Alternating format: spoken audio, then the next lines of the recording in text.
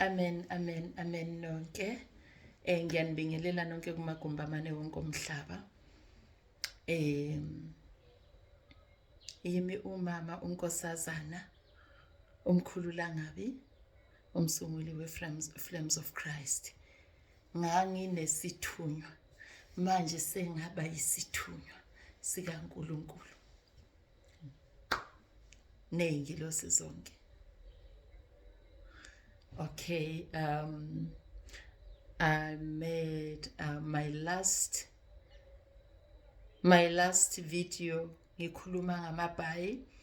There is a lot of people that did not understand me. Bathukayo bafundayo. Thank you so much to social bullies. Singaba yini nje ngaphandle kwenu ngoba maniqhubekela phambili nibhulisha kanjalo. Ningenza ngibone ukuthi umsebenzi engawulethelwa emhlabeni ezehila usesemningi kakhulu. Usesemningi kakhulu. Ngiyabonga futhi umenkosazana umkhululangabi uyihila ungumelaphi ungumthandazeli. Ungumthandazeli. Umama unkosazana akayena umzalwane. Ngibonile ukuthi kuye kwaba kuningi abantu abangazange bakuzwisise baku-understand. Angiyena umzalwane. Mina ngikholelwa uNkulunkulu owangibiza emhlabeni owadala izulu nomhlaba. So, itopic yanamhlanje ithi, why are you enslaved? Why Nigqilazwa? Ngizophinda, why are you enslaved? Yindaba Nigqilazwa. Yindaba nigqilazeka kangaka emhlabeni. Right. Le topic lena, some of the things ngizoxhuma kule ekade ngikhulumile ekuqaleni. Eyamabhayi. Kodwa le landelayo, why are you enslaved? Why Nigqilazwa? The reason why I decided on this topic, ikufundisana. I'm not competing with anybody because I'm unique. It's not about competing. It's not about bashing others. Or I always share from my experiences, from what I see. Mangilapha abantu. In my healing fraternity, Ngezomoyo, right? So I'm going to share according to what I saw, angithi, right? Ake siqhubeke ngetopic. Ngiphinde ngathola inqwaba yezingane zabantu eziphuma entwasweni. Abaningi kakhulu. Baningi ke la ekhaya. Kodwa this time babe baningi kakhulu. That's why I said let's talk about this. Yeah, I got lots of people that came from initiation. Abathwasile bafaka amabhayi benza yonke into. I'm going to ask you questions. You're going to comment. We're going to meet up on the comment section.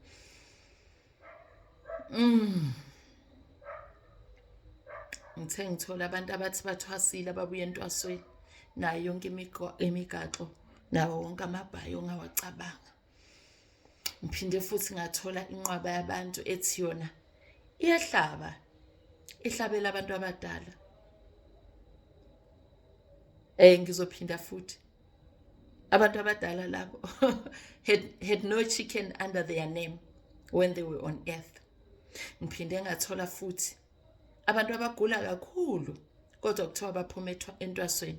I got lots of sick people that were initiated wrongly kodwa baphuma entwasweni. Angali, the gift is there, but make sure ukuthi mawuvuma ubizo lwakho you follow the right channels. Njoba sengishilo ukuthi abantu bayagula baphuma entwasweni, abantu bathi bayahlaba kodwa bayalahlekelwa kunjalo, kodwa akulungi, nothing is coming right wonke umuntu mayengena entwasweni angithi ufuna ukuphola ufuna ukuthi lento ayingenele lapho ihambe kahle, kodwa mina I got the opposite. Paul, why are people put through all this life? It's life torture, life harassment without anything in return. Wonke umuntu uthwasela ukuphila mayegula ngithi. So why abantu bangakutholi lokho? So aphi amanga wami mayilana namabhayi? Why are people not getting that? My other question is, I'll have more questions. Kanti bona ngabadala banjani laba bavumela ingane zabo zifakwe emnyameni ongaka ekugcineni zingatholi lutho? Abadala abanjani? The situation becomes worse. The worst case that I got, another lady is pregnant. She was raped by Ugobela and raped by Gobela's son. As it is, she doesn't even know whose baby is it. She doesn't know whose baby is it. Go to Pumentwaswen. Pumentwaswen. But she's pregnant.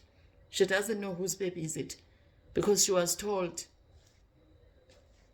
I don't know what she was told, but anyway, it's a personal matter. I don't want her to think I'm discussing her, but this is just to share with you guys so that you learn. You learn. Don't do the same mistakes that others are doing. My question is, ngabadala banjani abavuma ingane yabo ingene emnyameni ongaka? After all, in those other altars, people comes back with foreign spirits. People comes back with adopted spirits that they don't know what to do, where to start. I don't know where to start. I came back with a foreign spirit that is not mine. I came back with a troubling spirit that is not mine. So abadala banjani bona? Mangabe nithi abadala, nisho ukuthi abazithanda ingane zabo.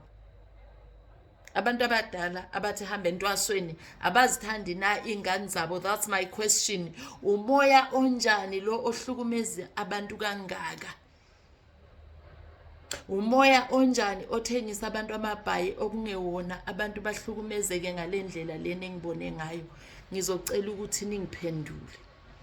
And then the other question, I said I'll have more questions than answers. If I'm lying, why umuthi wesintu ungasebenzi kuwo wonke umuntu? Because entwasweni kudliwa umuthi, kuphushwa wona, kuchanywa wona, kudliwa wona.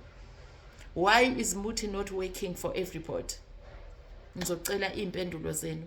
Nani ma social bullies, you are welcome, because you niyangikhuthaza. You're showing me that I've got lots of work to do emhlabeni. You're showing me that I've got lots of prayers to do emhlabeni.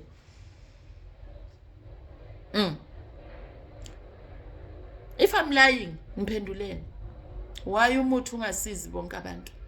If I'm lying about what I'm talking about today. Yes, we all know you have a calling. You have a gift. The truth is you can't resist the gift or a calling. You can't resist. I'm sharing from my own experiences as well. But umbuzo wami uthi, why ma uthwasile kumele uhlukumezeke kanje, uhlupheke futhi after that kuphele ngisho amaphupho? After that kuphela amaphupho, kuphela umsebenzi, kuphela everything. Into obuyithanda othembekele kuyona. Why kufanele kube kanjalo? Why? Okay. The other thing that you must be careful with, mawuhamba libele ungena kuzo zonke lezi igodlo lezi, uphuma lapho sekunzima kakhulu. That is why abanye benu baphuma lapho namaphupho bowathola usawathole, because you come back with more troubling spirits. You come back with more adopted spirits. Lapho kusuka sekunzima kakhulu empilweni yomuntu, because before loyo muntu loyo umsiza, you need to get rid of all the adopted spirits. All the adopted spirits must be removed from that person, because akuwona wakho. Uzowenzani? Uzophila ngawo kanjani? Uyophila kanjani nento ongayazi? Uyophila kanjani ngento ongayazi?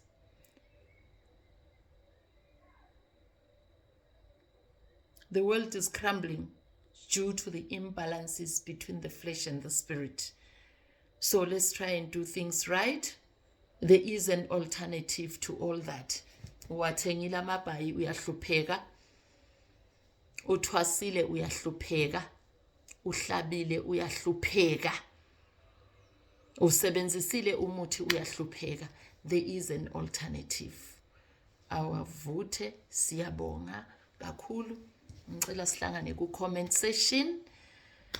Ezingishilo ukuthi namhlanje there will be more questions than answers. Amen. There is an alternative to that. There is an alternative. Izinto zakho zizohamba kahle. Kukhanye kube kuhle kube mhlophe. Ukhohlwe nani ukuthi ke you once went through all that. You saw the people commenting bengilamulela kuma social bullies. You saw people befaka ama testimony. There is an alternative. Because what is happening is umntwana ofeyilayo esikolweni uyentwasweni, umuntu ogulayo ne chronic condition ufakwe entwasweni, umuntu oyivila o irresponsible ufakwe entwasweni. Akekho nje omunye umuntu obheka another alternative. Yes, the gift is there, I'm not denying that, but let's be careful. There is always an alternative. Bheka ngamanye amehlo. Siyabonga, akukhanye kube kuhle kube mhlophe. Our vote